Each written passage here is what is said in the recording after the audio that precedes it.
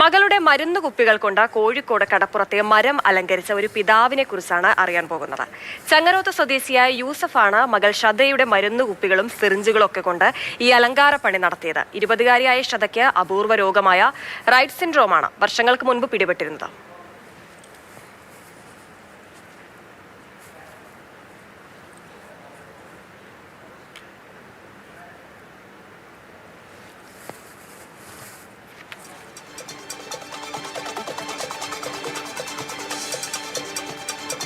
എന്തൊരു കാഴ്ചയാണല്ലേ. സാധാരണഗതിയിൽ അലങ്കാര പണികൾ എന്ന് പറഞ്ഞാൽ നമ്മളത് ഏറ്റവും സന്തോഷത്തോടെയും എന്ത് ഭംഗിയാണ് എന്നൊക്കെ കരുതി മനസ്സ് കുളിർപ്പിച്ച് അങ്ങനെ കാണുന്ന ഒരു കാഴ്ചയാണ്.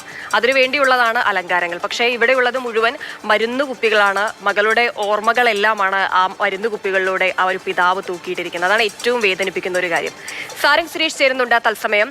സാരംഗ്, നമ്മൾ നേരത്തെ പറഞ്ഞതുപോലെ തന്നെ ഏറ്റവും വേദനിപ്പിക്കുന്ന ഒരു കാര്യം എന്ന് പറയുന്നത് ആ അച്ഛൻ കണ്ട മകളുടെ വേദനകളും ദുരിതവും എല്ലാമാണ് ആ മരുന്ന് കുപ്പികളിലൂടെ നമുക്ക് ഓരോരുത്തർക്കും കാണാൻ കഴിയുന്നത്. അലങ്കാര പണി എന്നതിനപ്പുറത്തേക്ക്, അതിന്റെ ഭംഗി എന്നപ്പുറത്തേക്ക് ആ കുട്ടി അനുഭവിച്ച വേദനകൾ, ഷദ അനുഭവിച്ച എല്ലാ ദുരിതങ്ങളും വേദനകളും നമുക്ക് ആ ദൃശ്യങ്ങളിൽ നിന്ന് വായിച്ചെടുക്കാൻ കഴിയുമെന്നുള്ളതാണ്. പല ആഘോഷവേദികളിലും നമ്മൾ ഈ പല രീതിയിലുള്ള അലങ്കാര പരിപാടികൾ കണ്ടിട്ടുണ്ട്. അത് കൂടുതലും മരങ്ങളെയൊക്കെ തന്നെ കേന്ദ്രീകരിച്ചായിരിക്കും. ചിലയിടങ്ങളിൽ വർണ്ണ ബൾബുകൾ ഇതുപോലെ തന്നെ സ്ഥാപിച്ചിട്ടായിരിക്കും, ചിലയിടങ്ങളിൽ ഇതുപോലെ തോരണങ്ങൾ സ്ഥാപിച്ചിട്ടായിരിക്കും.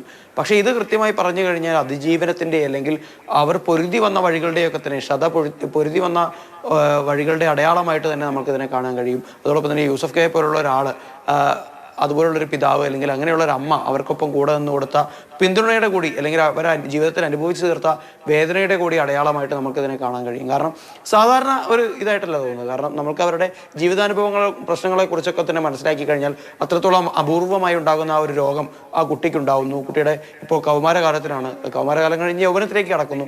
ഇപ്പോഴും ആ വേദനയ്ക്ക് ഒരു മാറ്റവുമില്ല. ഇപ്പോൾ സാധാരണ ഒരു കുട്ടികൾക്കുണ്ടാവുന്ന ആ ഒരു ചെറുപ്പകാലത്തിലെ സന്തോഷങ്ങളൊന്നും അല്ലെങ്കിൽ ആ അത്തരത്തിലുള്ള ഓർമ്മകളൊന്നും തന്നെ ഷദയ്ക്കുണ്ടാവില്ല. അപ്പോൾ ഷദ അങ്ങനെ ജീവിച്ചു തീർത്ത ജീവിത പ്രയാസങ്ങളും ആ പ്രതിസന്ധികളുടെ ഒക്കെ തന്നെ അടയാളപ്പെടുത്തലാണ് അവർ ആ പരിപാടിയിലൂടെ പറഞ്ഞു വെക്കുന്നത്. അല്ലെങ്കിൽ ഇത്തരത്തിലുള്ള ആ ഒരു കലാരൂപം എന്ന് പോലും നമുക്ക് പറയാൻ കഴിയുമെന്നറിയില്ല. കാരണം അതൊരു എന്താ പറയുക, അത്തരത്തിലുള്ള വലിയൊരു രോഗത്തിനെതിരെയുള്ള ഒരു പ്രതിരോധമായിട്ട് പോലും നമുക്ക് കാണാൻ സാധിക്കും. അപ്പോൾ അങ്ങനെയുള്ളൊരു കാര്യത്തിനെതിരെ നമ്മൾ കൂടി അവരോടൊപ്പം ചേർന്ന് നിൽക്കണം. കേവലം ഒരു സഹതാപമല്ല വേണ്ടത്, എന്താണ് രോഗാവസ്ഥ എന്ന് മനസ്സിലാക്കിക്കൊണ്ട് ഇനി വരുന്ന തലമുറകൾക്ക് അത് വരാതിരിക്കാനുള്ള ജീൻ തെറാപ്പി അടക്കമുള്ള കാര്യങ്ങൾ ചെയ്യണമെന്ന് തന്നെയാണ് ഈ പരിപാടിയുടെയൊക്കെ KDF-ന്റെ തന്നെ സംഘാടകരെ നിരന്തരമായി പറഞ്ഞു വെക്കുന്നത്. അപ്പോൾ അത്തരത്തിലുള്ള ഒരു സന്ദേശം കൂടി കൃത്യമായി നൽകുന്നുണ്ട് ഇങ്ങനെയുള്ള ആ ഒരു രൂപം. എന്തായാലും ഇങ്ങനെയുള്ള കാഴ്ചകളും കൂടി നമ്മൾ കാണേണ്ടതുണ്ട്. കേവലം വർണ്ണക്കടലാസുകളും അല്ലെങ്കിൽ ആ രീതിയിലുള്ള സന്തോഷകരമായ കാഴ്ചകൾ മാത്രമല്ല, സാധാരണക്കാരുടെ പറഞ്ഞതുപോലെ തന്നെ അതിലെ ഒരു ഭംഗി മാത്രമല്ല കാണേണ്ടത്, അതിന് തൊട്ടു പിന്നിലായി ആ കുഞ്ഞനുഭവിച്ച ഷദ അനുഭവിച്ച എല്ലാ പ്രശ്നങ്ങളുടെയും